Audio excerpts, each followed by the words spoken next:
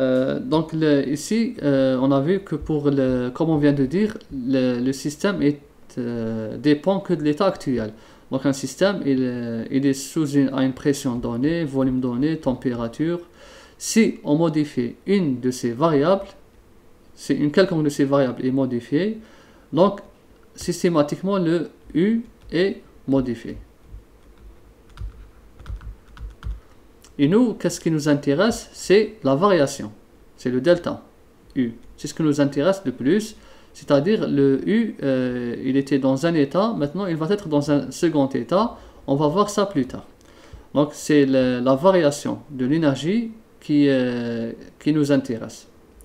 Maintenant pour le travail et la chaleur, si un système reçoit du travail, ou bien reçoit de l'énergie sous forme de chaleur, là, le U aussi est modifié.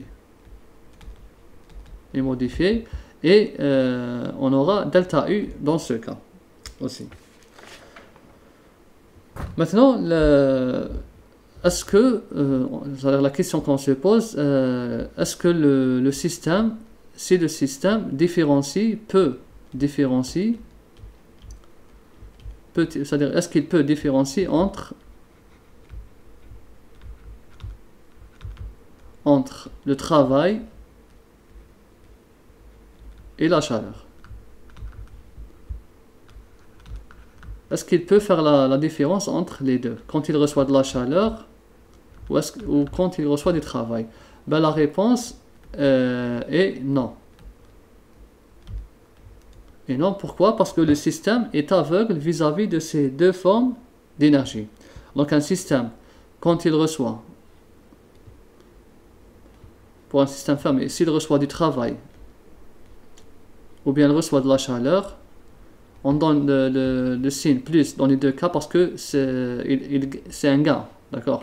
Donc dans les deux cas, on aura un gain, d'accord? On aura un gain d'énergie. Et ce gain d'énergie, il est stocké sous forme d'énergie, tout simplement. Sous forme d'énergie interne. U. Donc, le système qu'il reçoit du travail et de la chaleur, les deux types de formes vont être stockés sous forme d'énergie interne.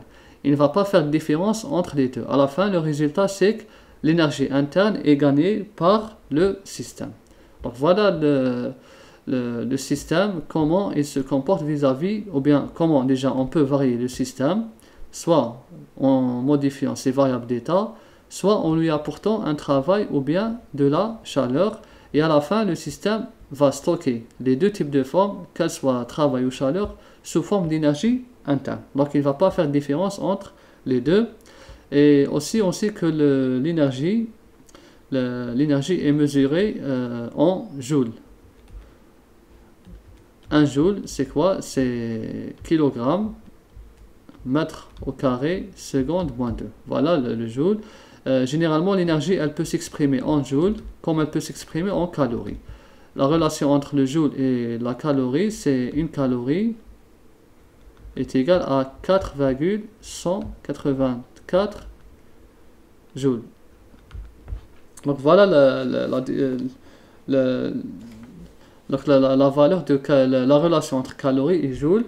Et ça, c'est l'énergie qu'il faut apporter pour augmenter la température de 1 gramme d'eau de 1 degré Celsius. C'est l'énergie qu'il faut apporter à 1 gramme d'eau pour augmenter sa température de 1 degré Celsius. Donc on peut écrire 1 degré Celsius par 1 gramme d'eau. Donc cette énergie est apportée pour augmenter 1 degré, de 1 degré Celsius pour 1 gramme d'eau. Donc voilà l'énergie interne d'un système. Donc là c'est l'énergie interne, et si elle va être variée, on va écrire delta U, plus tard on va voir ça.